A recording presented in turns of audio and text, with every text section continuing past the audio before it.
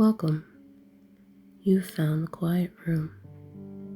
Please, have a seat.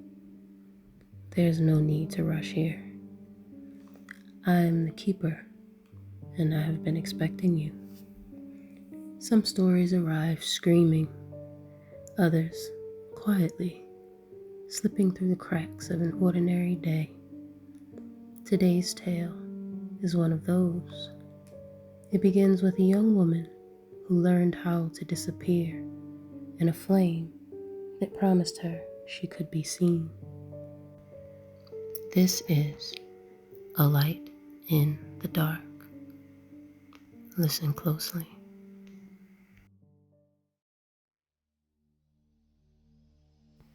Sora learned early how to disappear. She learned it in lecture halls where her hand rose and never got called on. In crowded quads where laughter bent away from her like she was a shadow no one wanted touching their shoes. In dorm hallways where voices dropped when she passed, then rose again once she was gone. Disappearing wasn't something she wanted. It was something she became. She was small, not fragile exactly, but soft around the edges. The kind of person who apologized when someone bumped into her. Her hair was always pulled back too tightly, her clothes chosen for invisibility rather than comfort. She walked quickly, eyes down, as if the world were something she could outrun if she tried hard enough. College was supposed to be different. That's what they told her. Instead, college gave her Lydia. Lydia was everything Sora was not.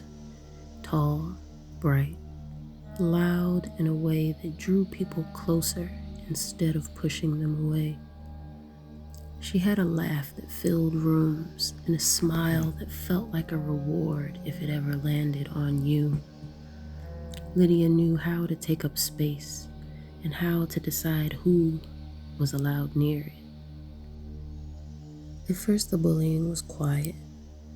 Whispers during class, a chair pulled away just as Sora reached for it, someone accidentally spilling coffee on her notes. Then it sharpened. Lydia's friends laughed openly now. They mimicked the way Sora spoke, the way she walked, the way her hands trembled when she was nervous. They posted photos of her from unflattering angles, captioned with jokes that spread through campus faster than Sora could escape them. Lydia never touched her at first. She didn't need to.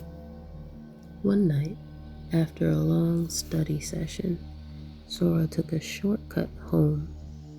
It was a narrow alley tucked between a metaphysical shop and a closed cafe, lit by a single flickering street lamp. She walked it dozens of times before. It smelled of incense and old rain. Halfway through, footsteps echoed behind her. "Sora!" Lydia's voice sang, sweet, mocking. Sora's stomach dropped. She turned just in time to be shoved against the brick wall. Pain bloomed across her shoulder, sharp and sudden. Lydia's friends hung back, watching, their faces pale in the dim light. "You think you're better than us?" Lydia asked, her smile gone now. "You think ignoring us makes you untouchable?" Sora tried to speak. Nothing came out. The first punch knocked the breath from her lungs. The second split her lip.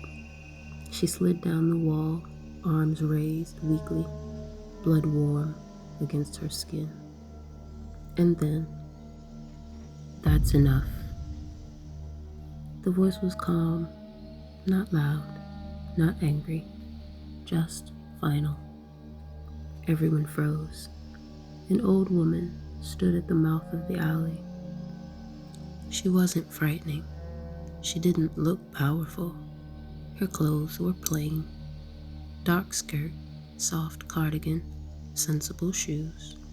Her hair was gray and neatly braided down her back. But her eyes, they caught the light and held it. Not bright, not glowing, deep. Like wells that had never known the bottom. Lydia stepped back without realizing she was doing it. "Mind your business," she snapped, but the edge was gone. The old woman tilted her head slightly, studying Lydia the way one might examine a cracked porcelain cup. "You've done enough," she said. Something in her tone made Lydia's breath hitch. For a moment, it looked like she might argue. Instead, she laughed too loudly. "Whatever," she said, already backing away. "She's not worth it." Her friends followed her out of the alley, glancing over their shoulders as if afraid the shadows might reach for them. The old woman waited until they were gone. Then she turned to Sora. "Can you stand?" she asked. Sora nodded, though her legs were shaking violently. The woman helped her up, her hands warm and steady. "My shop is just here," she said, gesturing to the door beside them. "Come, you shouldn't be alone right now." The shop smelled of herbs and dust and something metallic beneath it. Shelves lined the walls, crowded with jars, books, candles of every color. Bells chimed softly as the door closed behind them. The woman sat Sora on a stool and cleaned her wounds with practiced care. She spoke softly as she worked, though Sora couldn't remember the words afterward. Only the feeling of being seen, of being handled like something worth preserving. When she was finished, the woman reached under the counter and brought out a black candle. It was heavy, smooth, unmarked. "Take this," she said, pressing it into Sora's hand. Sora stared at it. What is this?" "A tool," the woman replied. "Nothing more." "What do I do with it?" "Carve that girl's name into it. Light it. Burn it." Sora's heart pounded. What will happen to her?" The woman's gaze softened, but her eyes remained deep and unreadable. "You will have to wait and see." Sora hesitated. "Is this bad?" The woman smiled sadly. "That depends on what you believe justice looks like." Sora left the shop with the candle tucked into her bag, her body aching, her mind louder than it had ever been. That night, she sat on her bed for hours, staring at the candle. Then she carved the name, Lydia.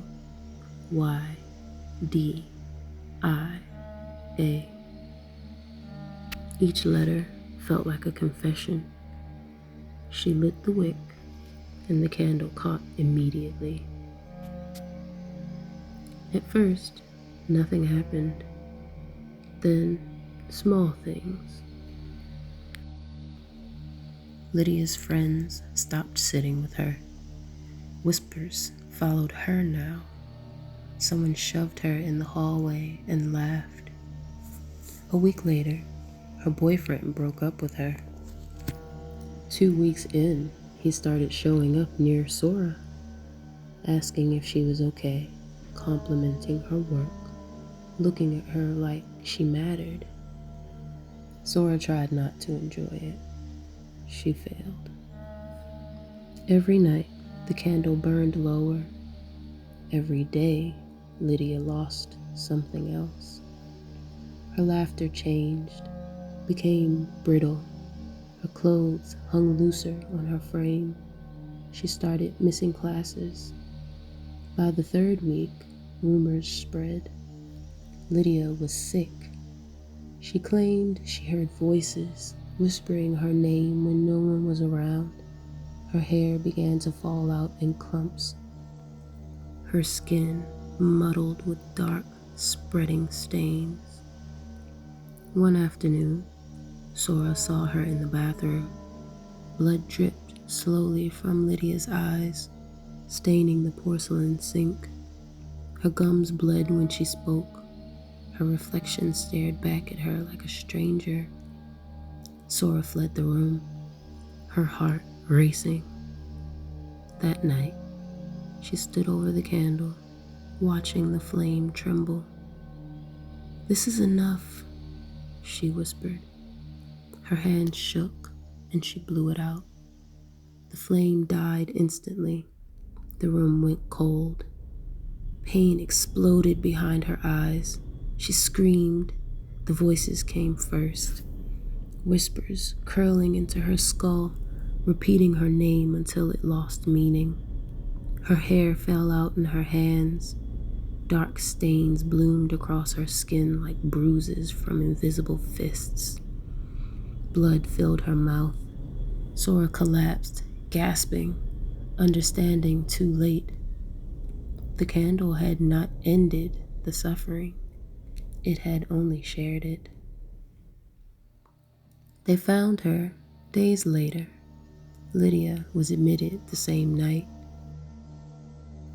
The institution was quiet, white, smelled faintly of disinfectant and despair. Sora sat in the common room, staring at a chessboard she did not remember setting up.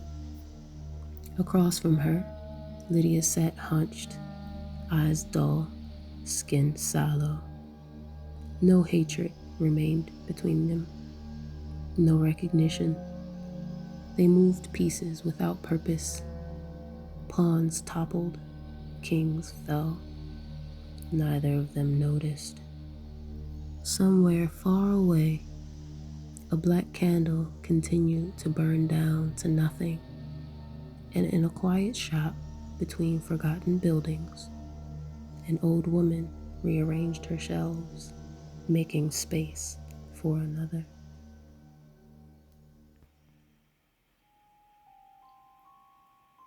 And so the room goes quiet again. Two lives reduced to echoes. Two voices swallowed by a choice that seemed small at first. There are many ways to respond to cruelty. Some demand courage. Others offer shortcuts. Shortcuts promise relief without resistance, justice without consequences, power without accountability. But they always ask for more than they give. Remember this before you choose the easy path. What you send into the dark rarely travels alone. Thank you for sitting with me. You may leave the room if you like. The door is just where you remember it. I promise I won't light a candle for you. The quiet room will be here when you return.